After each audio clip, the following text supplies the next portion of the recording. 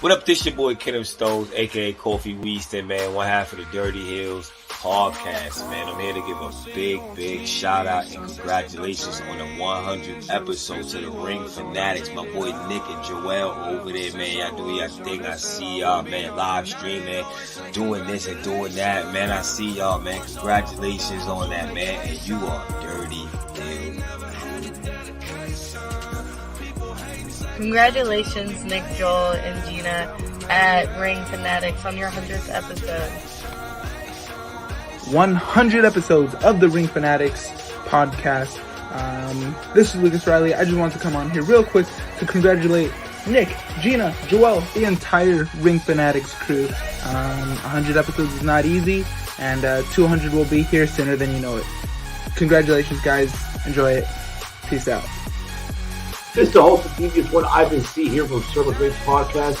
And I'm here to wish a happy 100 episode to our fans, the Ring Fanatics Podcast.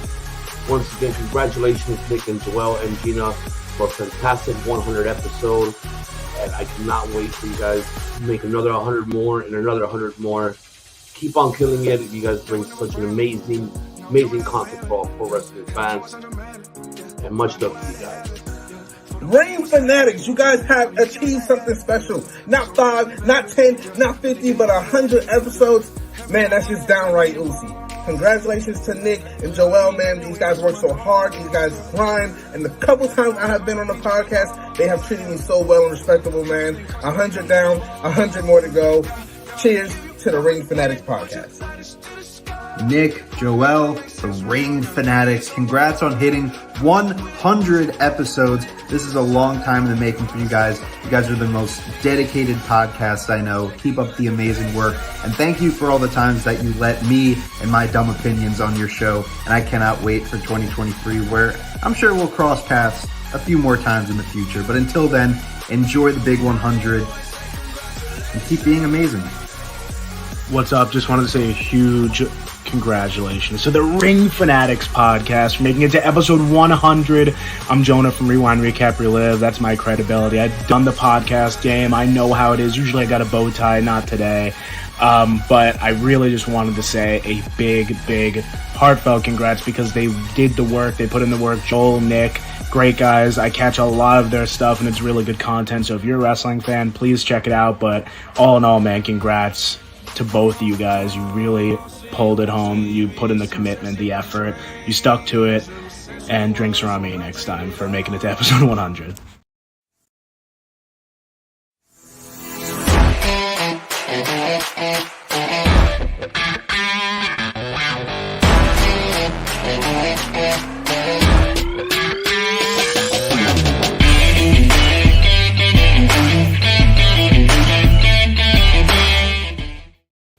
Wow, episode number 100 of the Ring Fanatics Podcast. As always, I am Nick, your host. Joel, my co-host. To my right, I believe it is. So, as always, 100, baby. 100, wow, yeah. Triple-digit numbers. 2.5 years, I would say, doing this. Time flew by. But if you didn't know, now you know. We're Nick and Joel, the Ring Fanatics Podcast. As usual, Yes, sir. give us a subscribe on YouTube. Follow us on all our platforms: Instagram, Twitter, TikTok, Facebook, anywhere else, including our streaming platforms on Spotify, Apple Podcast, Google Podcast, and literally anywhere else. Yeah, wow, 100 episodes.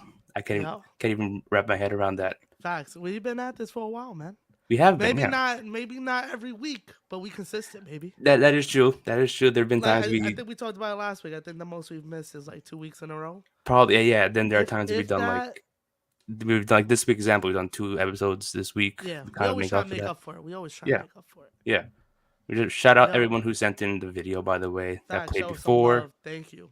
Everyone who's been, supporting us outside of those videos in the beginning, rocking with us, whether you're a new follower, old follower. Thank you all so much. I think we're at 225 subscribers, 100 episodes in.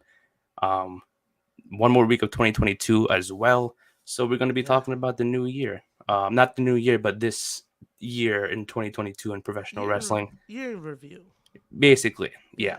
That's what this episode's going to be about. what a crazy year it's been. It's been up there. A It's lot been, of ups and downs in yeah, wrestling. Whether, I mean, doesn't matter what company you're watching. Ups and downs everywhere. yeah. A lot of companies have ups and downs. Some good moments, bad moments. Yeah, there's been a lot of crazy moments, a lot of weird moments, a lot of moments you could never predict. Oh And yeah, like if you would have told me this in 2021, I would have been like, "Yo, that's nuts. yo, That's like crazy." if you look at the list of like stuff that's happened this year, it just makes no sense. Yeah, You know what really. I mean? Like Yeah, the way that really ran out. Like if you look from January to now, so much shit has happened. a So much lot. shit has changed. Yeah, It's ridiculous. there's so many things. Like what I remember, the very first thing that I was like, "This is actually happening this year," was when, um, it was around the Royal Rumble, where like people were making rumors that like, "Oh, it's the Forbidden Door. Shit is happening at the Yes. Rumble." Yes. That was like kind of like, no, that's not happening. And there was like a whole bunch of like predictions, like, oh, it's going to be Chris Jericho. Which would have been ridiculous if it happened. Yeah, yeah. And that was like the Chris Jericho, Cody Rhodes. It ended up being Mickey Yep. James, which isn't bad, but It was cool. yeah, It was cool. It was dope to see them team up with another. Well, not really team up, but like have somebody from another company come in. yeah, But it was what it was. it was. Yeah, it was cool. She was able to go out with the title, the Knockouts title, Yeah. which was even the cooler part of it. She should have came out with a garbage bag too. But yeah, from kicking it off at the Royal Rumble, I think even kicking it off at day one was the first start of it, the start of what the year was gonna look like Yeah. for WWE. Was that when Brock won the championship? That was the Fatal 5-Way? Yes. Yeah. Yeah. That was- made you see what it might look like. And then we had the double belt Mania. We had Cody at Mania. Cody lasted for 30 months, got injured. Vince wrestled at Mania. Stone Cold wrestled at Mania. Vince then retired. Then Stephanie took over. Triple H was in creative. And that's till what? July? That was all like in the 2-month span of And like then, everything. yeah, and then re-signings, debuts, shit like that. Just been crazy. And that's only one company. Yeah, that was only one That company. was only one Yeah, that company. was only WWE. That was Yeah. only WWE. Yeah. And then Then- the other one you just have, it was just so much happening. So much. I think there was Do like you- a. Go ahead. I was gonna say, do you have like a favorite like storyline of the year? Oh, Like, is there something that like stands out to you? one that stands out really was, I guess, the MJF CM Punk / Boxley one. Yeah. Because that was the one where I was like sitting down, glued to my screen, With wanting to see more of it. with the promos and Yeah. everything. Even like the early like when I said CM Punk MJF, I'm talking about like from All Out on. But you can also include the early MJF CM Punk when it was, I think it was for Revolution or Double or Nothing. Oh yeah, That was where they fought at, but that one too. the dog collar match was Yeah. at Revolution.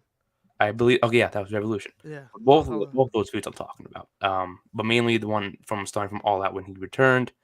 You can talk about that like when MJF took off for like 2 months or so after that pipe bomb of a promo that he cut, which got everyone talking. Like if you search up literally any podcast ever, He's the most talked about wrestler today. Yeah. yeah, He still is, I think. And it's that's all just he still is. because- Yeah, even this Ricky Stark stuff, we spoke about it last episode. Yep. Everyone's been talking about it before that happened. I don't think he was on Dynamite last night. You think he cut a promo? I think they showed the promo from last week. Yeah, but he didn't appear. But he still talked about, and Yeah. it was just that was the feuds that talked about the most Yeah. this year for me in AEW. For me, I think for WWE, I think Let's the see most Let's see what's your number one. I think it had to have been this. I have a few, but it's like I can't think of one that I really sat down and I was like, I was glued to my screen, and it must have been a Roman Reigns one. I think it was the Roman Reigns Drew McIntyre. That's the one that comes to my mind for Clash the Going Castle. into Clash? Okay. Yeah, because that was the one where like everyone was saying and everyone was thinking like, oh, now it's going to be in his Yeah. hometown. You Yeah. know, they were hyping that up It's big. him. It's his time. Yeah, so I think that was the one that for me for WWE was the McIntyre Roman Reigns one.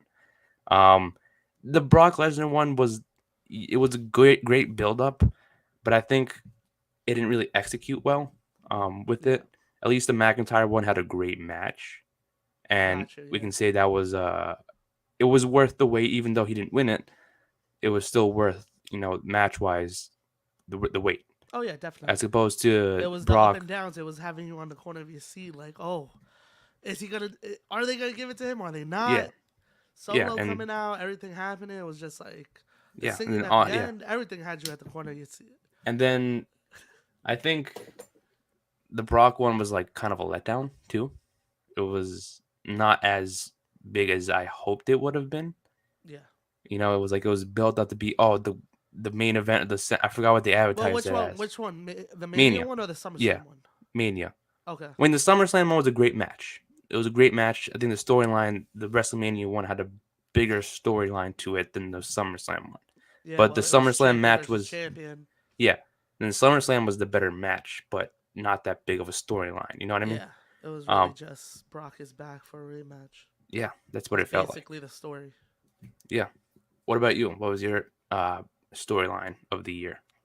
Top in WWE had to be. I think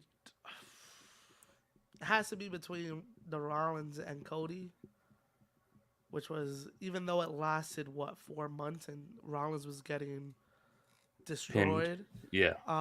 It was still cool to see them go back and forth every week. It was cutting great promos and stuff like that, and the build-up was dope. Oh, Matches were cool too. The outcomes weren't the best, Yeah. but it is what it is. And then I would have to say Roman and McIntyre. Okay. Those are like the top two in WWE this year. And then in AEW was, of course, the Punk and MJF. And then the second one for me for them was Bryan and Moxley. Because even though it only happened at one pay-per-view, it happened like at the beginning of the year. Okay. It kept going on slowly. If you watched them together with the Combat Club, they still had tension. It was still teasing shit. And then it even happened at Grand Slam, the match for the title. You know what I mean? Like, it kept, like, even though they weren't facing off every week, they were still in that storyline together. I think that was really dope. And not a lot of people really looked at that. And the Bryan and Moxley one, that was the start of one of the coolest factions of this year. It had that moment with Regal coming out and slapping the shit out of both of them. Yeah. And it was dope as hell. Yeah. That moment, and then the lead to what it felt, I don't know how to describe it well, but it felt like what it was supposed to turn out to be, if that makes sense. It was supposed to be these fighting men who focus on fighting, no gimmick, just they want to beat people up, they want to make people bleed, they just want to fight, and then win championships, which they've been doing. It's been very cool, and I miss that heavily. So I think that was something that it was a moment, even though Regal's not with them anymore. It was still the start of something very, very cool that gives me interested in the product every single week. One of the things. Yeah. And that's something that I'm looking forward to seeing, like who's gonna join the Blackpool Combat Club next. How many more championships they're gonna win. Facts. Stuff like that. It's insane. It's insane because so much you could do with that group. Would you say that they're the faction of the year? Faction of the year. Ooh, it's because now there's a lot of factions out there. For AEW, yes. AEW think they're the faction of the year? I think so. Most accomplished or most overall? Yes. Both, I guess. I would say it's very, very, very tough between the Bloodline and the Blackpool Combat Club Yeah. because of the Bloodline just being so dominant this entire year. Adding Solo, Sokoa, him being dominant himself. But then you have Blackpool Combat Club, who just Moxley had the great title run as the AEW World Champion, Claudio winning the Ring of Honor World Championship twice, Yuta winning the Pure Championship twice. So I think they've accomplished a lot in a short amount of time, though, because technically they weren't really a thing the entire year opposed to the Bloodline. Yeah. So they got together February, yeah, and they weren't all even there till April, I would say. Exactly, because Claudio joined late. Yuta had to work his way. Didn't show up till what? Forbidden Door. June? Yeah. So they were still working up. So maybe I would say June on. It's kind of like you can't really base it off of 6 months compared to Bloodline, like I said, the past year or so. So that's why I'm like, I would have given it the Blackpool Combat Club if they were established in the beginning of the year. I got you. So I have actually two answers. So matches wise and accomplishment wise has to be Blackpool, right? Yeah. Has to be. Then you could go talking about the Bloodline. Entertainment wise though, I would have to pick JAS. JAS. Okay, yeah. That's a good one. Entertainment wise. If you everybody wants to boo them. You know what I mean? It's fun to boo them. It's fun when they're cracking jokes in the ring. The storylines that they've had, the match at Double or Nothing. You know what I mean? Just the stupid skits they do backstage puts them up there. Not match-wise, like I said, but more entertainment-wise. As they said, they're entertainers, right? Yeah. So it makes sense that they're under the entertainment category. But it's just fun when they're on TV. Oh, of course. You know what I mean? I don't think there's another... I feel like now Bloodline is getting there with Sammy. But still, it's everybody... I think what's wrong right now with that storyline, with the Bloodline, is not even what WWE is doing. I think it's the fans' expectations. Everybody's waiting for something to happen. Just enjoy the moment. Enjoy that you got a great faction in WWE. Why does everybody want it to break up so quickly? Everybody's like, oh, Sammy is leaving. You know what I mean? Oh, they got to turn on him. He's going to fight Roman, da-da-da-da-da. Just enjoy the moment. It's comedy. It's a good time when they're on TV now. They actually don't really need Roman anymore as a group to be entertaining on TV and actually to take them serious, just because look at the group. Got Solo, the Usos, and Sammy. You know what I mean? They've built themselves up that they don't even need Roman. As you saw this past week where they were just attacking people. Yeah. And Roman was backstage, which I think it was just via satellite. But he was backstage. You know what I mean? Thought that was cool. And it's cool that group... That's why I think they're also up there too. But I feel like I was watching that this week. I was like, I think that's what's wrong. People aren't appreciating it right now. Yeah. And then they're going to be like, oh man, I wish it could get back to when Sammy was in it. You know what I mean? When everything does go down the line. And the same thing with entertainment wise, I agree with the JAS. They've been same thing with when the Inner Circle started. But the JAS, I wasn't 100% behind them. And that's what makes it even better because they grew on everybody. Yeah, they sold you on it that you're gonna hate us, but you're also gonna like us. Yeah.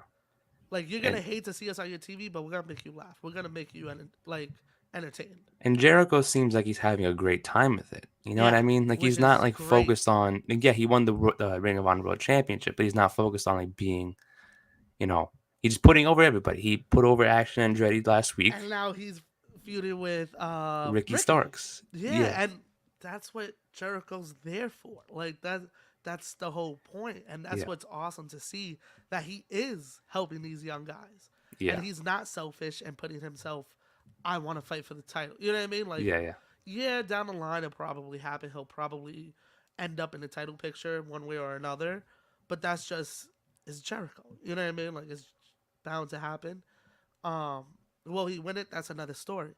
Yeah. No, I think he's having a good time. Like, he's showing up every week. He's almost fighting every week. If not, he's cutting a promo. Yeah. Jericho, yo. You want to talk about it real quick? Jericho might be up there for super, like... Yeah, he's clean. I don't know wouldn't about Wrestler of the Year. I don't Entertainer know of the about year. that. Yeah. I would say Person of the Year. Person of the year. Person Okay. of the Year. Because, like, Wrestler of the Year, I think you really have to have, like, banger-ass matches to be Wrestler of the Year. Yeah. But Person of the Year could be, like, a valet, a manager, a wrestler, a women's wrestler, a tag team. I think he was, like, overall, you enjoyed when Jericho was on screen. Well, he was cutting a promo, having a match, even though his matches aren't always 5 stars, but for a 50-something-year-old, they're pretty damn good. Yeah. But and pretty damn creative. I would probably give him up there for Entertainer of the Year.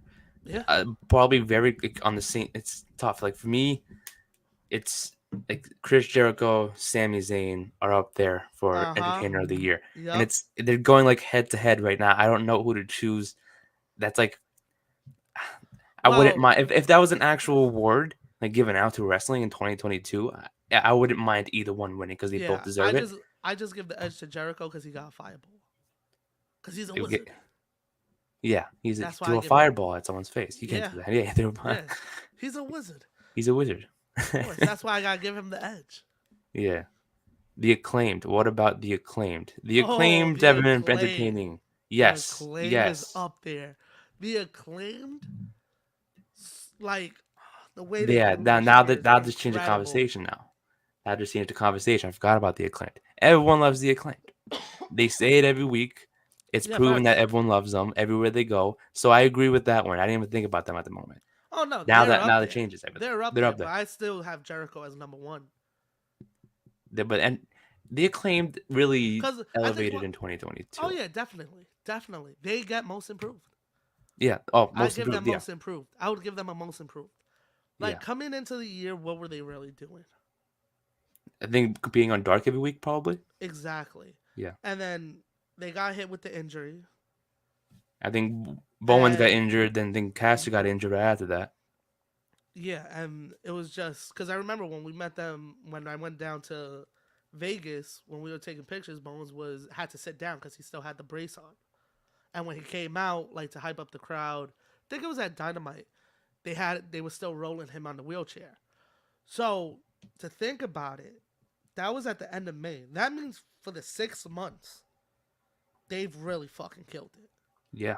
Because they really started popping off when they started coming out and feuding with the Ass Boys and then teaming up with the Ass Boys, and then slowly just started to get bigger and bigger, and you started seeing more scissor signs. Yeah. And then Billy Gunn got involved. I think it was also the scissoring part too, because alone with just the Ass Boy stuff alone, like, what got them over was the scissoring part first. Yeah. You know, the hand movement itself when Anthony Bowens does the A and then Max is hilarious just the scissor thing. Yeah. That got everyone over because at some point, like, I think that caught on with everyone. Like, why is he saying scissor me or whatever? That's kind of weird. Then everyone started saying it. It's just, I hate, like, there's a lot of people that be like, oh, that's weird. Like, yeah. What the scissor me? Yeah. You know, like, all the dickhead non-wrestling fans that think they're better than us. Exactly. And you're like, yo, it's basically this generation suck it. Exactly. It is. It literally is. It literally is. Yeah. And the thing is, too, like, with them. Which is crazy. It's crazy to think about. Like, people probably don't compare it with each other. Right now. Right now. Because people are probably like, yo, you giving them too much. You giving them too much credit. Exactly. You know what I mean? But in a few years, when it continues, because I don't really see the scissor me thing really dying anytime soon. Oh no, it's still going strong. Like, we do it virtually every time we talk about The Acclaimed. Exactly. We did it last episode. Exactly. Like, yeah, we did it last episode. You know what I mean? Like, it's just something that caught on and they rode with it. And they're doing the chants now with, like, oh, sing it now. Yeah. Yeah.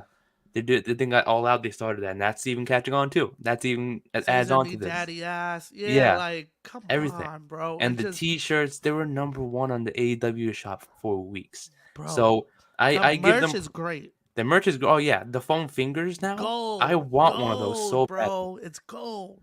I want one of those, but it's like they're. I understand why Tyler said the Acclaim for Entertainer of the Year. I would put them up there as well. Oh, yeah, But they're I definitely- agree. I they're agree up with there. you with like putting them for most improved. I would definitely put Yeah. them for most improved. I just can't give them of the year because they were really out for half of it. But it's Yeah. just so crazy how much they've done in just half the year. And even before they got healthy, before they won 100%, they really started like kicking it off when he was still in the wheelchair. I think that's That's when why it it was started- because like Started blowing up. yeah, because I think that's when he started saying it was when he was in, I believe so. I think I might be wrong, but I like, think they always did it. I think he never like. I don't think he used to like say it. Like they will always just do that, and then Max would come and do the scissor. But I Yeah. don't think they never really like said scissor me. Till But they I started think- cutting I think- promos. I think it was when he was in the wheelchair. It really like kicked off. yeah, because it was Max Caster when he started doing the actual motion with it. Yeah. Because he always did that every time Bowens did the A symbol. Exactly. Yeah. So They I just think never said nothing. It was just yeah. slowly just. And then I think one day, one of them just added it on, then it caught on with everybody quickly. So it was pretty cool. Yeah. But yeah, facts. the Acclaimed, I would That's put why them in the candidate for it. most improved. Yeah, but most they're improved up candidate. there. They're up there. They're up there. I don't like a lot of people be slandering the Acclaimed, and it's like, yo, relax. Yeah, You know what I mean? Like I said, they've been hot for 6 months. Before that, they were on Dark a lot. They would have Yeah. their main roster matches here and there. They will get comfortable. Let them get comfortable being in front Yeah. of a crowd every week. They're starting to get better and better. I of think course, ever yeah. since Grand Slam, I think they have it like down to a T now. Yeah, they've gotten a lot better since, a lot better. And it's just, I hope they get put on like better storylines and better matches. We've seen them go against, FTR and They're having good As. matches. Yeah, they're putting on great matches. They seem to be getting comfortable in the ring and performing in front of bigger crowds. I just hope whenever they lose their titles, they don't lose the momentum. Which I don't, I'm not saying they are going to lose it, but I just hope it doesn't die down. Exactly. Yeah. I think they'll have it for a little bit. Yeah. Now for the long run, I don't have it for about it with you. I think Double or Nothing will be around. I think they'll like try and see, you know what I mean? There'll be that threat Plus, yeah, that comes around. Yeah, I would say Double or Nothing would be the estimated time to drop them the belts and then be like, let's give it to somebody else for a bit. But still keep them in the picture. It's not Yeah. like take them out and then throw them to the side. Yeah, I don't think they're gonna do that. That's No, like no shot. No shot. no shot. If anything, I would even put him on Ring of Honor, that Ring of Honor club thing that they're gonna do. Put them over there. People are gonna want to watch that. Like, oh shit, they Acclaimed won the Ring of Honor tag titles. Now look at this. Facts. But yeah, that happened too. That's also something that happened in 2022. Tony Khan bought Ring of Honor, and Yeah. that was big Yeah. news when it happened. That was big news when it happened. What's crazy is that I seen a lot of slander on that too. But again, it's just like so crazy that he even had the balls to do it and Yeah. take this chance. Because he's already running one company, Mhm. right? To buy another company and take the chance and try and run that too is, I gotta give him respect for that. You know what I mean? Even though people are like, oh, booking's trash, da da da da da. At least he's trying to keep the Ring of Honor name alive. That's what I was gonna say. Like, at least he's still putting out stuff for Ring of Honor. It's not like someone else It's not bought like it, or it's not like no one has it right now. It's not like Yeah, nothing's it's- happening. It's not like somebody else bought companies for to act and then fire them, keep the champions, and something like that happened around 2001. But it wasn't like that. He kind of tried and keep everybody on. He tried to keep all the homegrown talent. As you see, the Briscoes just won back the titles. Yeah, he tried to keep guys there, as you see Lethal's there. There's a lot of old ROH guys, Samoa Joe, Danielson. You know what I mean? There's just so many out there. It's cool that he's trying to keep that memory alive. Yeah, he's keeping everything involved. I think that's why they're having it put on television here and there. Kind of like, hey, we still have Ring of Honor, because I feel like fans, as much as people can complain and be like, oh, Ring of Honor is always on AEW television, that's not AEW, blah blah blah. And then let's say if he didn't do that, people would have been like, oh, where's Ring of Honor? Or Ring of Honor, I don't see it that often. It's like, exactly. and it's like, you complain that it's too much, but then when they don't show it, it'd be like, where's Ring of Honor? Like, what do you want them to do? Like, bro, like, pick one or the other. You know what I mean? Like, relax. Give him time to figure shit out. He just bought the company. Yeah. It's easy, like I said, when you buy a company and just put it out of business. It's easy when you do that. You just bring the guys over. Now he's bringing the guys over, but also got to try to keep that Ring of Honor name alive. Yeah. You know what I mean? And you don't have a TV deal, so you got to put it on your channel, on your show, and try and keep it alive without people really talking shit. But people are always going to talk shit no matter what you do. So it's just like the pros and cons of shit. Yeah. But I think it's a great thing. I think I'm still having hope. People were mad that he brought back the Honor Club thing, $9.99. He brought it back. Exactly. Why are you mad? He finally did something. Is it a TV deal? No. He has to work on that. You know what I mean? You just don't get fucking TV deals no matter how rich you are. Exactly. You know what I mean? It's not like they're going to be like, oh, yeah, you have this other show, but now you're going to put this new company with new wrestlers on it. Yeah, fuck it, do it. You know what I mean? Like, you got to build up trust first. That's why he's having these pay-per-views, so you can show the ratings. Look, people want Ring of Honor. Yeah. That's the whole thing, man.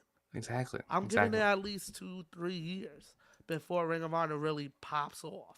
Exactly. I'm gonna give it till the end of. I'm gonna give it to the end of 2023 to see if they get a TV deal. They may not, which is fine, but I think if they do, it's gonna be streaming. It's gonna be a streaming service. It's not gonna be on TV. Like Honor Club. Yeah, I think it's gonna I don't think it's gonna be Honor Club. I think Honor Club is gonna be an extension of like the Warner Brother thing on like HBO Max. I think that's what they're gonna get. Okay.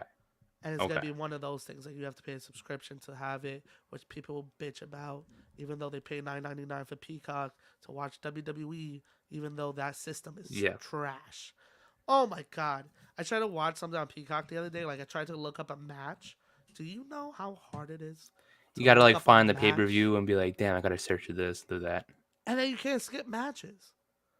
Why get rid of such a perfect system? Like, they had the perfect system on the network, right? It's probably the money. It was probably the money. It's definitely the fucking money. They're always money hungry. Like, you had a network, right? Started off a little choppy. You start getting it fixed, and then you sell it. No idea why. You were able to put on a pay-per-view, put on a show, and on the bottom, you could skip through matches and promos. And if you didn't want to watch the opening promo, you would just press skip, and we'll go to the next match. Yeah. I gotta skip through this shit.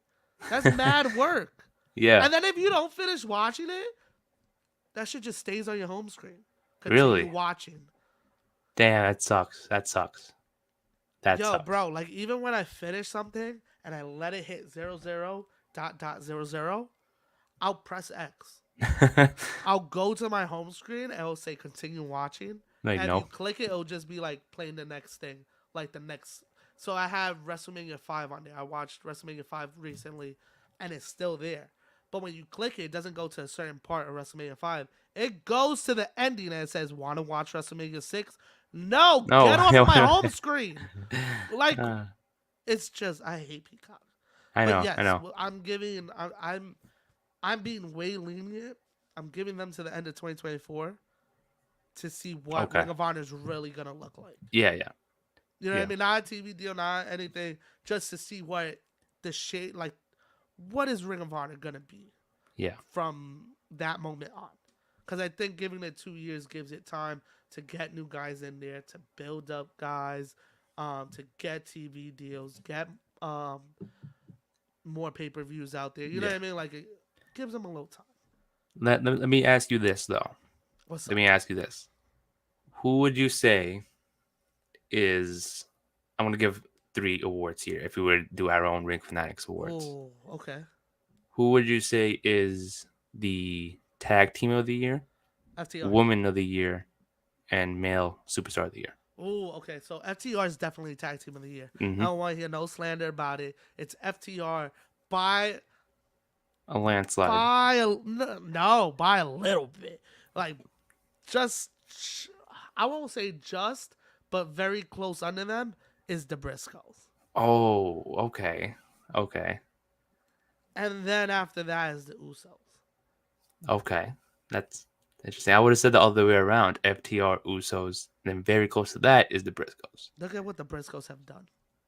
Okay. Not they were in Ring of Honor, right? They have 3 matches with FTR.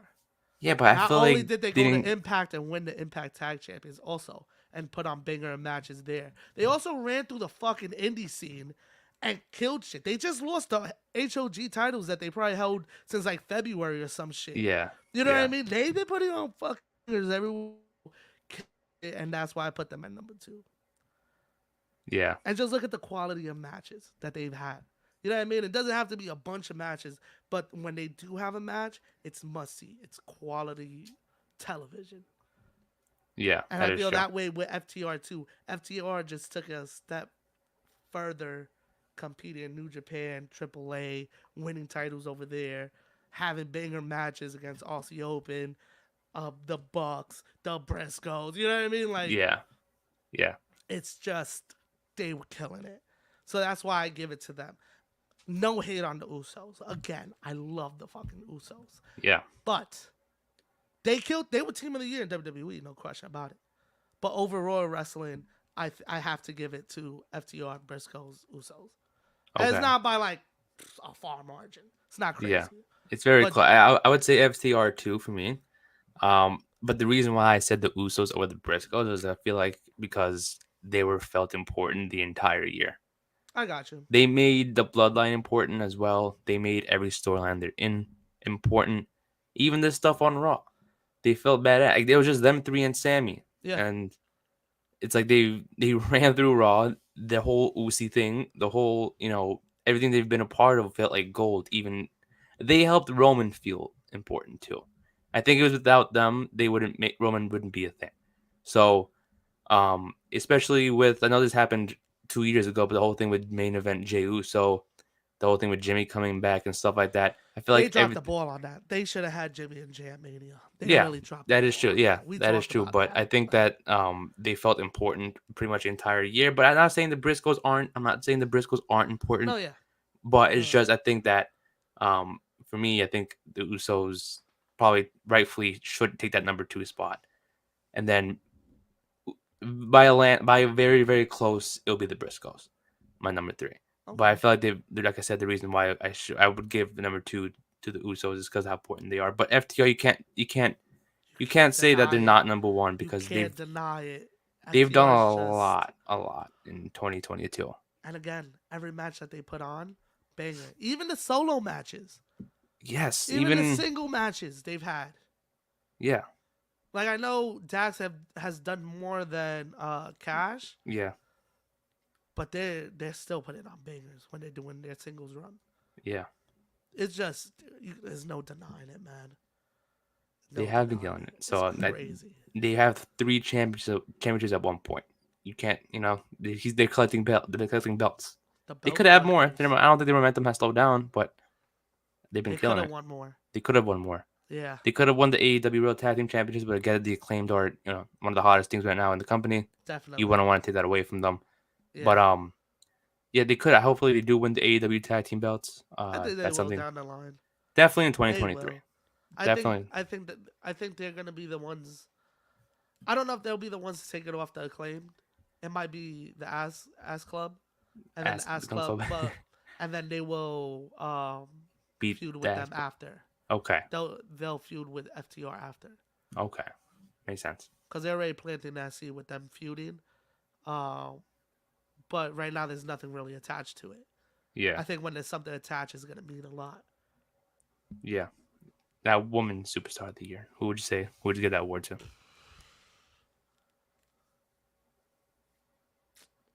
I would. I don't know. Probably Bianca. I was gonna say Bianca. She's the easy choice. Yeah, that's the most common one It is because she kinda has been like- killing it. She has been killing it. Yeah, she has. She has. I'm trying to think Number of who 2. else. Who would you get number 2? Like top. Let's say top 3. Let's say who would you top 3 Oh to my make it God. easier. To make it easier for you, You're making it easier for me. if that helps. I don't know if that helps, but I'm trying to. No oh, order, no order. Just top 3. Mandy. I'm bugging. Okay. Mandy is up there. Okay. You can't talk about Woman Yeah. of the Year without talking about Mandy. That is true. That is true. I know we've had a lot of Mandy talk lately, but you gotta put her on that list. Right? Or am I Yeah. bugging? Yeah, that is true. For NXT, she was holding that shit down for a while. Yeah. Not even for a while. Since she's held the belt, she's been holding it. Over a year. And then number 3.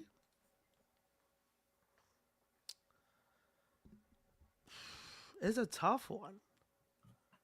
It's tough. It is. Because Hayter ended the year strong. She ended the year strong. That's the Hayter thing. ended the year strong. They did do a nice build over the year, but I wouldn't put her as woman of the year, like woman superstar of the year. Here's my thing though. For Mandy, I wouldn't put her in my top 3. Ooh, I'll so put her tell me- top 5. tell I'll me put your her. I'll three. put her top 5. Top 5. I'll put her top 5. Okay, The reason so- why I wouldn't say top 3. Yeah. Y'all can hate me for this. Whoever's listening, y'all can tweet me. It's because I think that it's in their developmental territory. That is it. That is it. Like that's because they're in NXT, the developmental part. If it was like the main roster run, I would 1,000% put her up there. But because it's technically considered, developmental still, that's why I say not top 3. But she has improved a lot. We talked about it last episode. I respect the crap out of her for everything she's done during her run. But it's just I put her top 5 because again, that's my ideology. I know it's gonna sound stupid. Because of No, people are gonna hate me for that. the D word. Oh, The D. I know I hate to say it myself, but that's like I want to be fair here. You know what I mean? She did keep that developmental division above, like their Waterfall. head above water. Yeah. While she was champion, though. I would put But Becky in I my top 3. understand it though. I would put Becky in my top 3 because she's also been putting on some entertaining. She's been killing it from day 1 till now. I get it, yeah. And then Ronda Rousey. No, I'm joking. Not Ronda Rousey. But Who's your I don't. The third one's tough. The third one's tough because for AEW, I personally feel like it's kind of been like mixed Jade. around a little bit. I think Like Jade. it was just like Thunder Rosa did an amazing part of the year. Then Oh, Tony yeah, she Storm killed- put in she the killed work. it, Then yeah. Jamie Hayter. Then Britt Baker. So I can't really choose one between that group. That one was tough, because I think they've all had their fair share amount of time that they've all held the division down. Yeah, You know what I mean? I feel you. So it's tough to choose someone from that company. It's very tough. I only picked Jade from AEW That's a good pick. That's a good pick. because her year dominant year. She's really killed it. She's really improved. You know what I mean? Like, Yeah. and you can see it go match by match, the improvement that she's had, and in the promos too. I think she's just incredible. Not Ronda Rousey's like my bottom of my list. Like at the bottom of my list. Some She's nowhere near my top 3. She's nowhere near my top 3 this year. Yo, be careful, But, man. They might come after you, bro. Yeah, people are gonna be like, he said Ronda Rousey. No, but You gotta clip that. yeah, Jade has been killing it. Jade, I that's a good pick to put in top 3. Yeah, she would actually be. She would actually have to be number 2, right, under Bianca. I would say So that it'd would be a good pick. Bianca, Jade, and I still count Mandy. Okay. Okay. Even I though would you I would don't, say but- I would say Bianca, Jade, Becky. That's who I would choose. What about Ruby Soho? Get the fuck out of here, Tyler. Ruby Get Soho, the fuck she was outta out for here. a few months. She hasn't really. I don't know if I put Ruby Soho in top 3. Her greatest moment was when she beat Statlander in Vegas at Rampage, and she got booed out the building. That Oh, was really yeah. cool. That was cool to be a part of too, because everybody thought it was gonna be Statlander. Wasn't that when it was like for a tournament? I think it was Yeah, it to was for the face. Bret Hart, for the Owen Hart Invitational. Oh, that's when she. Yeah, that And was then it was when she was Britt supposed to face versus Britt Baker. Ruby, Yeah, and then yeah. Britt tore that ass up. Thank goodness. But I thought it was really gonna be Statlander and Britt, and they put Ruby, and that place was not fucking happy. That place was not. I remember watching that. I was like, damn, this crowd's going crazy. Bro, it was bad. Once the 3 hit, everybody was in shock. But yeah, don't even bring Ruby into this conversation. Okay, she was doing her thing in matches, but of the year, I don't know about that. I wouldn't say I don't think she had the. I don't want to say she did terrible, but I don't think she had the best year in women's wrestling. Yeah, but it wasn't bad. It wasn't bad, but I wouldn't say she's like the top. You know what I mean? I wouldn't put her in that combo. Yeah. Not taking anything away from her, just yeah. It is what it is. Oh, you know who I forgot? You know what? I rechanged my list. Who I would put Deonna Purrazzo up there. How do you not put Deonna Purrazzo up there? She's up there, right? You can't tell me that she's not up there. How the fuck did I forget about Deonna Purrazzo? She's definitely my top 3. You know what? I moved Becky down. I put Deonna up there. Top 5 for me: Bianca, Deonna, Jade, Becky, Mandy. Deonna had a great year, and she kept it going from 2020 or 2021 when she got released. Are you ready for this? Go ahead. I'm changing my top 3. Are you ready? Oh, Masha killed it. But are you ready for this? The list is about to change. We'll start. Number 1 is Deonna. Okay.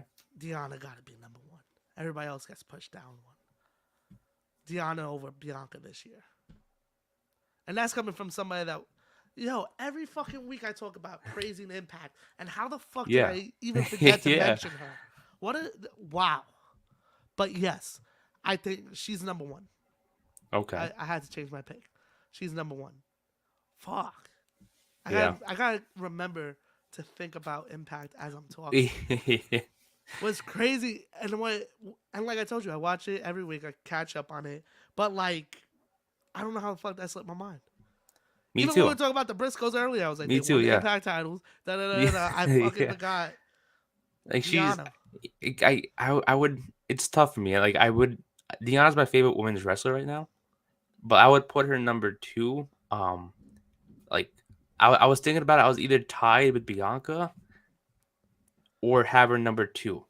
But it's debatable. I guess a lot of people would say Deonna. Yes, I understand that. But for me, it's I can hear the arguments for both. Why people would say Deonna and some people would say Bianca. Yeah. So he said, sorry, I know this is off topic, but where can I reach you guys personally? If you want to reach out the podcast, the Instagram is at the Ring Fanatics. But if you want to reach us out personally, like our personal ones, my Instagram is at @NickArias_, and you use your podcast. Yeah, Street Sheet Pod, because they hacked my other one. Yeah. So for him, it's Street Sheet Pod. You can find that one through our Instagram as well, and you can reach out to us on there. Hopefully we can have you on a podcast in 2023. Yeah, definitely. Hell yeah. Yeah, we're looking forward to having people on and talk wrestling. Hell yeah. And give our opinions. But yeah, like I said, it's for me, it's I can hear both sides, and I'm not mad if people put Deonna, if people put Bianca. I just feel like it's up in the air for me. Did that make sense? I feel that.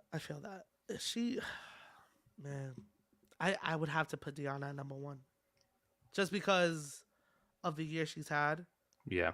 She's kind of held Impact Gold, the Tag Impact, the Knockout Tag, the AAA belt. She's been around. She has. We actually thought she was going to show the Ring of Honor belt. I thought Ring of Honor. I think she beat Roxanne. She beat Roxanne. She beat Roxanne. I don't know if it was a final. I think there was a tournament or something to have the belt, but Roxanne was the first women's champion. And I think Deonna beat her for it. She began in second. Let me see. I gotta look this up. I'd love to have you on my opinion show next Tuesday. Just saying. We'll let you know. We'll keep you updated. Hell yeah, man. Keep you updated. Hold on, and Mikey Stacks, my guys, big 100 episode was really oozy. Yeah. Really oozy. Very oozy, Mikey. Now I gotta see where she won. Yeah, I know she was the second one though. I know she was the second Ring of Honor Women's Champion. Then Mercedes Martinez beat her for it. Remember that? Yes. Yeah. Damn, I'm looking for this shit. But here's the thing too. I'm not saying she's in my top 3, but she's up there. Oh, that's what it was. She beat her. Yes, they did I forgot about that. The winner takes all match at Impact. It was for the Ring of Honor and Impact belt. Then she won the Impact belt. She won the Ring of Honor belt. And then she lost to. And then like I think she's this person who I'm about to say is not like top 3, but she's definitely improved and done a lot. But Roxanne Perez has done a lot. Oh yeah. She's won a lot. She's up there. She's killed it this year. She's killed it, and she's still like what 20, 21. Yeah. What happens though is that she's top 5. She's top 5 this year. Okay. It was just that so much has happened with other women that hers, like, even though she was killing it, like you say, it was a developmental, but it was like on a lower scale than the rest of them. Not to take anything away from her, but she was still killing it. They won the tag belts. She had that feud with Cora Jade. Cora Jade. Winning the belt at the end, beating Mandy. Beating her.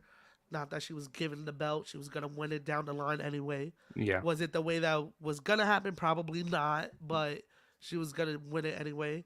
But yeah, she's definitely top 5. But like I said, there's so many, like, look at the top 3 heavy hitters. Deanna, Bianca, Jade. Yeah. Those are the top women of the year. And then under that, I would probably put at number 4, even though I'm not the biggest fan, I would put Becky. And then comes Roxanne. Ooh, okay. For me, it's... And maybe that's even pushing it because I forgot about Mandy. I was going to say Mandy at 5 and then Roxanne right after. I think Mandy's at number 4. I think she had a better year than Becky. Becky did take a couple breaks. Yeah, that is true. You know what I mean? That's why it's not that she wasn't doing her thing, but she took a couple breaks. So that is true. I would have to agree with you on that. Yeah. I would switch mine up actually. I would probably give it Mandy number 4, then Becky number 5. Yeah. But then I would probably put right under that. Okay. That is true. She really killed it. She's. I would give her most improved women wrestler. Yeah, that was my next question. I was like, would you put her in like the most improved woman of the year? Yeah, she is with she's with the Acclaimed. Most improved. Okay. Yeah, that's true. Most improved. They've really built her up really well down there. Yeah, and that's just from me watching highlights. But she even started. You know what I mean? That's from me watching highlights. I could tell. Oh, okay. Now this might get me tight a little bit. Mikey said, "Hot take: Becky's overrated." I'm with you, Mikey. I'm with you. We've been talking about this forever, Mikey.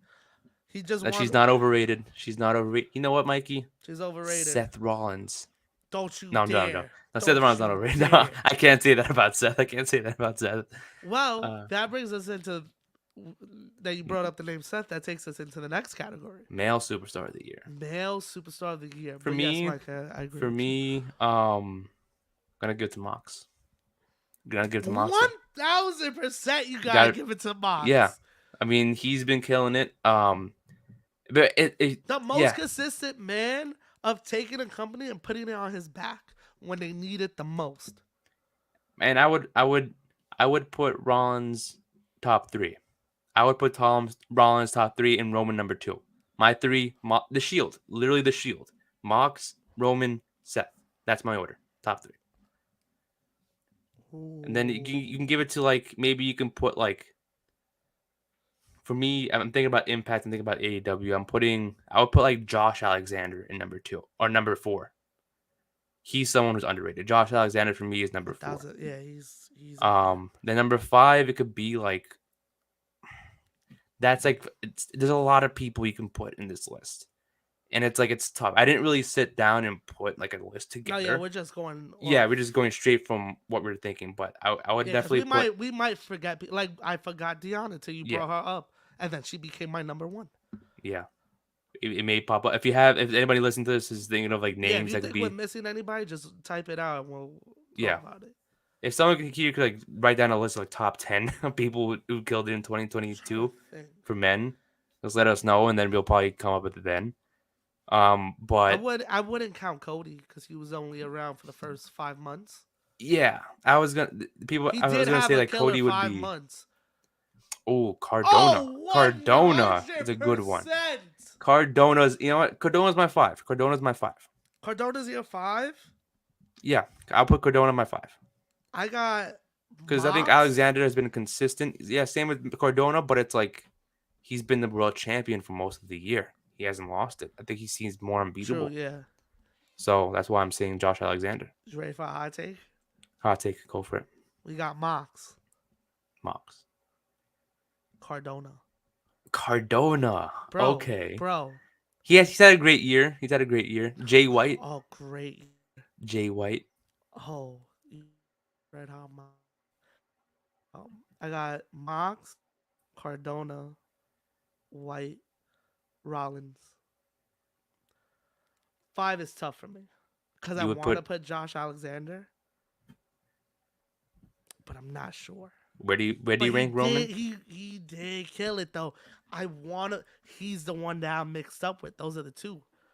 Because Roman had a good year, right? I think he had a better year last year, even though he even fought less matches last year. But he had a more dominant year last year. This year he's been more of the heel running away Okay. with the bloodline, which doesn't take away from Superstar of the Year. But I think his year, he had a stronger year last year. Okay. That is true. I feel You like know what I that mean? is true. Yeah. I would see that. Like, yeah, he's been in more entertaining stuff. Oh, What Gunther's about up there. Gunther has Gunther? match of Yeah. the year. He has match. Yeah, I was gonna say He match has of a the year. candidate for match of the year with Sheamus at Clash. Gunther has had a great year. Even though he's been wrestling for a while, I would put him in breakout of the year because he's been in the main roster for Main roster breakout of the year. yeah, main roster breakout of the year. Yeah. That's who I would put for main roster. I'm so happy that, because I brought this up a while ago. We talked about it. And Tyler said Rollins carried a story for 2 months by himself and had the show, the Steeler of WrestleMania. Yeah, that's what I was gonna say. That's why I put Rollins in my top 3 because I feel like he's carried the storylines that he's in. And I said it last episode too. Oh yeah, it's definitely that's dope. That's dope. That's cool. He also didn't win a pay-per-view match in 9 months. Even though he was putting on banger matches and stuff, I still think he's another Roman. I think last year was a way stronger year for him. He's picked it up at the ending of the year. I want to say since right after Clash. I think after Clash, he's just Picked it up. been amazing. Yeah. I think it's been incredible. And- I think and- they had the match of the night at Survivor Series with the triple threat. I think that was match of the night. And you could say that with a lot of shows he's been on lately, that he's stealing the show with his matches. Yeah. And the one that they're about to have with the New Year's show with him in Theory is about to be a banger too. Oh, of course. You know And what the I mean? thing is, I with love Rollins. Yeah. He is top 5 for me. I can't put him in the top 3 right now. When is going to be the next Ring Fanatics podcast? Yo, Royal Rumble. Come through Royal Rumble. We could definitely do Royal Rumble predictions with you in the end of January. Yeah. That is going to be a great episode. Yup. Come through. But I feel like what held for me, I don't want to say held him back, but it's like, I remember earlier in the year, like, I think he was supposed to win the WWE Championship at day 1. And I think because of Roman's COVID test, he had to back Shifted out. everything. So I think if that didn't happen, Rollins would be in a different conversation. I'll probably put him top 2. If anything. He's up there though. Yeah, but he's still I up just can't there. give Yeah. him number 1. I just Yeah. can't give him number 1. That's the thing. In though. my opinion. I agree with you on that. Like, I understand why people would say number 1.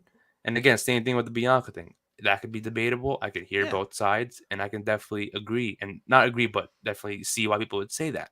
Yeah, But most definitely. for me, I'm on the same page as you. I had wouldn't put him number on. 1 until you brought up Deanna. I was like, oh shit, I forgot about that. Yeah, Deanna. That's why we have these conversations. We got to talk about these. Yeah, Exactly. We got to talk about these things. But the thing is, yeah, like I would got to give Mox number 1. I think it's hard to. He's been consistent. He's been grinding. People are saying like, "Yo, he deserves a vacation," and he does, but he still wants to go out there and put bangers of matches. He's putting on bangers, and bro. it's insane how crazy and how consistent he is. And not only on pay-per-views. Yeah. The match, oh my god, I can't think of his name right now. Rampage. Takeshita? Yes. Did you watch that match? Yes, I did. On a rampage, a filmed rampage. Yeah. Yeah. And that got me This into man watching. is incredible. Yeah. Stop it, man. Yeah, you can't take number one away from Mox.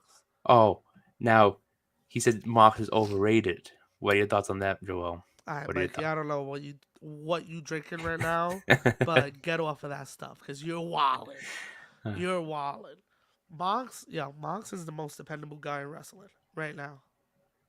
Like if you need a good main event built up, go to Mox. He'll be able to. You know what I mean? Like he's one of those guys that you could just lean on, as AEW has shown you that they could just put him in situations that he's gonna make the best of it. Yeah, that is true. I agree with that. Now, last question that I'm gonna ask. I also have a question for you after this, but here you go. Okay, I was actually ask that first. 'Cause I think what I'm gonna ask could be a conversation. Okay, cool. Do you have a disappointment of the year? Disappointment of the year Of like a wrestler or storyline, something that you thought was gonna happen but didn't. Ooh, He gave I up would his say ear for a he taped gave up his ear for a rampage. Facts! Yeah, he gave up his ear. Exactly. That is so true. I forgot about that moment. A disappointment of the year. Disappointment of the Man, year. I would probably say we talked about it recently last episode. Probably had to be Karrion Kross. Ooh. Disappointment of the year. Oh wow! I thought you were going somewhere else with that. That's just personally. I'm not saying he yeah. was the biggest one. Like there's probably others out there, No, but yeah. that for me was the disappointment of the year. No, I feel you. He said Judgment Day. Judgment Day could be a Judgment Day because it's not even their fault. It's the way that I feel. It's the way they're booking them. They should have been way stronger than what they are right now. They should have gotten more wins under their belt. They should have had the War Games match. They should have won the War Games match, and they should be a dominant force right now, going head to head with the Bloodline. Yeah. It's ridiculous. So that is up there. But I didn't know you were gonna go with Cross. I thought, like the way you were talking, you were like, "Oh, we talked about it last." Who did you think I was episode? gonna I thought you were gonna talk about Bray. Oh, I mean, I don't want to lose hope of him yet. I mean, I think it's gonna pick up. That's why I'm still waiting. If it's down the line, if like maybe in a month or two and now it's still the same, then yeah, he would have been disappointment of the year. But I wouldn't give up on him yet. You know who I put up there? With disappointment of the year, I think up there. Even though now he's back on track, he's killing it every week. Austin Theory and the Money in the Bank. Yep. I feel like that was a disappointment. I feel like he should have won it. He shouldn't have won. I mean, I don't think he should have won Money in the Bank, but it was disappointment how they booked the cash in. Yeah, I think he should have won the cash in. And I think he should have done it in a heelish way. We talked about it all the time. I still think he should have cashed in at Clash, and they should have had McIntyre beat Roman. Give Roman some time off, have Roman return at Rumble, so it gives you some breathing room with him. Tyler said Liv Morgan's title run. I think I would hate to say that. I know people are gonna hate me for this, but I think Liv Morgan was a disappointment too for me. Because I think when people entered the year, they expected more, and I get it. Like the same thing with the Judgment Day, the booking was wrong. Yeah. But it's still, even with the title run was like I couldn't get behind her on that. And even now, it's like, what are they doing? Like I don't understand. Same thing with like you can say like, I was gonna say Toni Storm too for the women's side. Ooh. Like, yeah, she was a great title, but it's like I thought they were gonna do more with her title run. The fact that they had to give it up to Jamie Hayter so quickly, kind of said something to me. I wish I could remember at what episode I said it, that I broke down to you how Tony was gonna win and then drop it to Hayter. Hayter was gonna win and be the champion. Yeah. When Thunder came back, and then she will fight Baker. Baker. At All Out. I wish we could find that episode because I think that's still gonna happen. Toni Storm, I think, wasn't so much of a disappointment. I think it's that we all had our hopes Okay. up. You know what I Okay. mean? Yeah. I think we all had our expectations so high. Kind of like when people, like we talked about, when people come to the main roster, we automatically think like, yo, they should be in the biggest storyline ever. You know what I mean? Like Mhm. we do that to ourselves, Yeah. raising the bar for people. I think Because she had an all right title run. It wasn't terrible, but I know what you're talking about. I can I see where you're think coming from. I think that when it comes to like that question with like, who had the disappointment of the year, I think that's more like a personal question that people can Yeah. answer because even with the Liv thing, I don't think it was a disappointment. I think she got cold. She was Yeah. very hot at the end of last year, and it should have happened then instead of waiting and doing it in the new year. yeah, Because when did she win the belt? she won the belt in like I think Money in the Bank. That should be July. July. She was hot the last August. Remember, we thought she was going to take care of SummerSlam. Yeah. But they waited. She got cold. People stopped caring, but was still cheering for her. So when she got the belt, it was like, okay, what are you going to do, though? She's not as hot as she was before. Yeah. And they didn't really capitalize on it. Who It was just bad timing. is my question before was Ooh, Dominic also improved. is most improved of the year. In WWE, Okay. yeah. Yeah, I would say that. Him and Theory. Yeah. Theory have really come into themselves. I hate like we always talk shit about Dominic. Always. And it was because he had no personality. Now, when I see people bitching about Dominic, I get mad because now he finally has a character. Finally could talk. He's finally, you can see he's improving in the ring. You know what I mean? Like, Yeah. you're seeing the improvements. You can't really hate that. You can't really hate the guy that much. Yeah. Honestly, it wasn't that we hated him. It was just like, We just wanted the give him heel a turn to character, happen. Give him a personality. Do something rather than just have his character be he's Rey Mysterio's kid. Yeah, that was the his thing that only also happened. personality trait. Yeah, the thing that was also something that happened this year. We talked about it for 2 years how he was going to turn on Ray, and it finally happened. And I'm so happy. Bro, But finally. my question is for I know next episode we're going to do hopes for 2023. Yeah, look But into... my question is, who would you say, like based off what we've seen in 2022, what rising star in both companies do you expect to get like a boost in 2023? Do you want to? I'm saying expecting to, but do you personally want to? Okay. That you want to see like hold a Do you have championship? somebody in mind? I have one for both companies. Okay. Okay, I give kind one of them. Give one of them so I can think. So for WWE, I think it's going to be Austin Theory. I think he's gonna, with this different side of him, I think it's going to go off, and he's going to have a great 2023. I think he's going to get booked properly this time. I think he's going to have better matches, better promos. His promo this week was awesome. I thought his promo against Seth Rollins was pretty dope. So I think that's going to definitely improve him a lot. I think Triple H probably knows what to do with him now. So I think he's kind of, I have high expectations for him. Hopefully he's not a disappointment for next year when we do this episode next year. Yeah. But I kind of hope to have him. And again, like I know you just said it, like people have high expectations for things. So I'm not going to set the bar too high for him, but not that you have high expectations, but you have high hopes for him. Yeah. I don't want to have like high hopes for him, but like I kind of want to set the bar to be like he's going to do this and this and this. But if he doesn't, then okay, maybe you hope that he at least thrives. More than the U.S. Like he doesn't have to win the title, but I hope he's in the title picture by the end of the year. Yeah. Somebody else, I think my person would be Damian Priest. Ooh, good Please pick. look at what you have. This guy is so underrated. You have a big guy that can move. Yeah. Let him shine. Stop putting him on these 3-on-3 matches, these tag matches. Put him in the singles again. Have him go after a belt. You know what I mean? Doesn't have to be the world title, but let him go after a belt. Yeah. Like I said, he could put on great matches. Why aren't you using him to his full potential? He could even be champion one day. He could be. Now, in the next year, not sure. Not sure with the way they're really using him right now. But you never know. Something could just click and he pops off and something happens.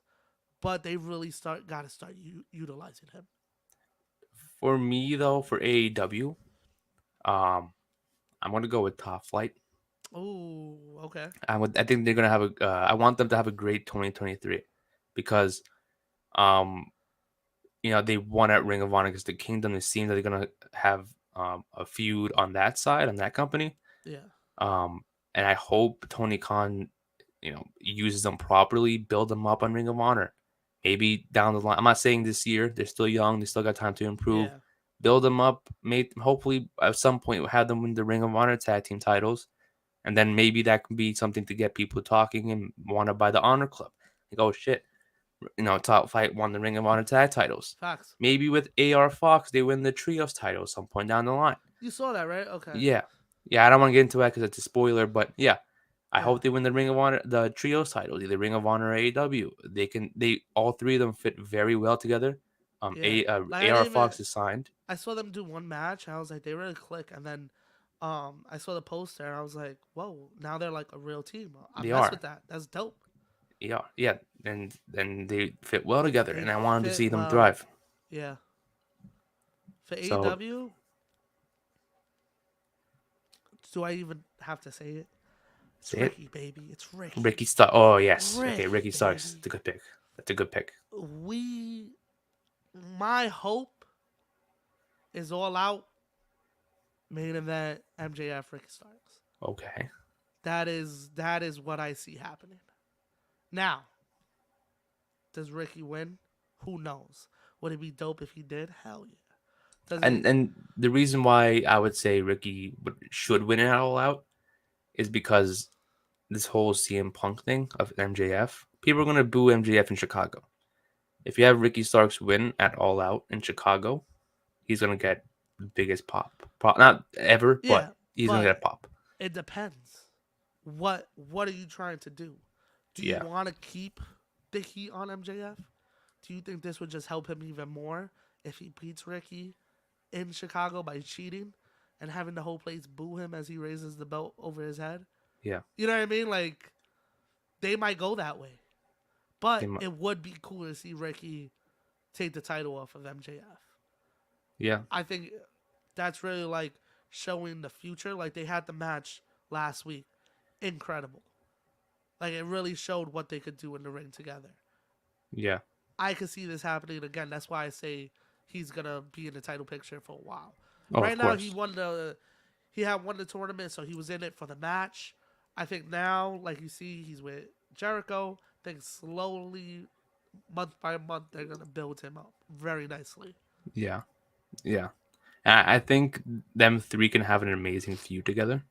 Like, it could be a long-lasting feud. It seems like Ricky Starks, like we said before, is going to feud against Jericho. That's going to be a great feud for, Revolution or something. But I think down the line, that feud should pick up again and definitely continue. That could be, like, the feud of the year. Ricky Starks and MJF. Yeah. Maybe. It could definitely elevate both of them. They're both young. They both are the faces of the company. You could use the whole summer to build that up. And you could look back in 5 years from now and be like, hey, Ricky Starks versus MJF was a great rivalry. It elevated both of them, their careers, and both of them at some point were world champion if Ricky Starks ever wins it, which I think he will. Yeah. And I think that could be like a top feud for the company. And Definitely. People might not realize it at the moment, but when it does, and like I said, in 5 years from now, it's gonna be one of those that you remember. Yeah. And they're gonna be like, damn, them two are gonna really elevate their careers and definitely are gonna be the top names in wrestling. I mean, one of them definitely gonna be number one in PWI. Yeah, I'm predicting that right now. Yeah, definitely. I don't know, man. I think Ricky got it, bro, and I think him and MJF are money. I think they like I said, they showed it last week. They could put on a good ass match. They could put promos on against each other. They could be the storyline of the year. Thank you, Ivan. Appreciate it. Much love to you too, bro. My guy. Thank you. I think the two youngest stars of the company, not the youngest, but two young stars in the company. And it's so dope that you have them, like, you don't really think about it, but last week that match was very important. It was. That was like the next stepping stone of, okay, we're using these young guys now. Yeah.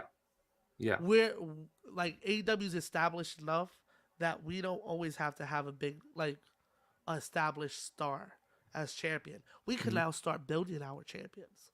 Yeah. And making them established by the time they win the belt. Yeah.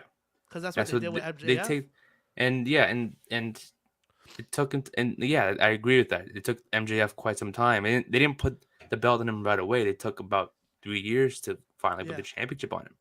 And it took one moment to do that. One moment in professional wrestling could change someone's career, whether there's a promo, a match. It's like for the Acclaimed, it was a scissoring. Yeah. A scissoring got them over. Crazy as that sounds, and crazy as to say it out loud in the podcast, it's true. That's what got them over, and I like that. And one thing can change Ricky Starr's career. It could be that match. It could be a upcoming match.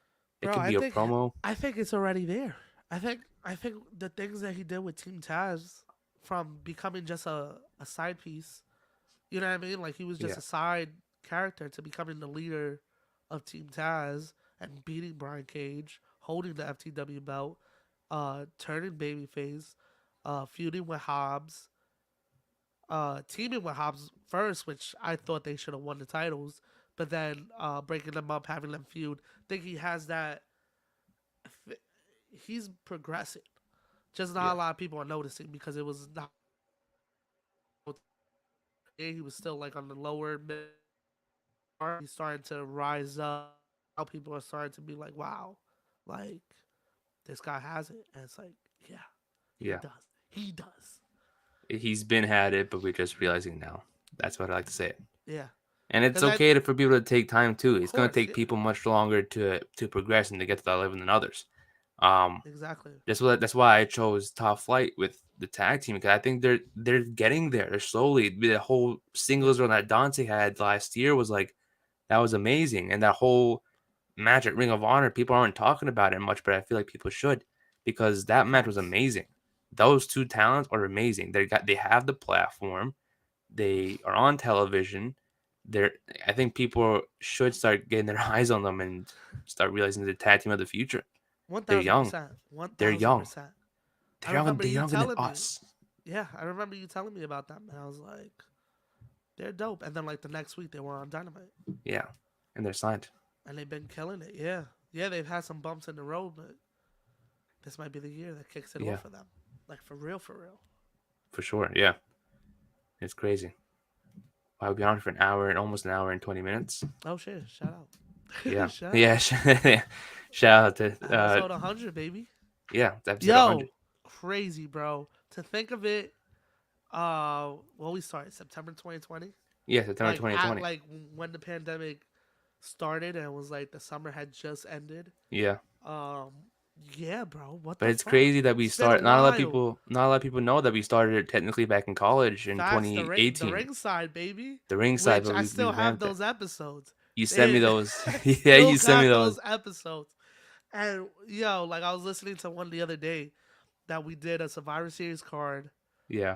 NXT versus the main roster, and then like I think it was right before they did it. Like we did it the year before. And I was just listening to it. I was like, wow. Yeah. Exactly. And that's, no one knows that. No one's ever heard of that. One day we should just like get on here and be like, hey, this is the first episode of the Ringside. No one's ever heard of before.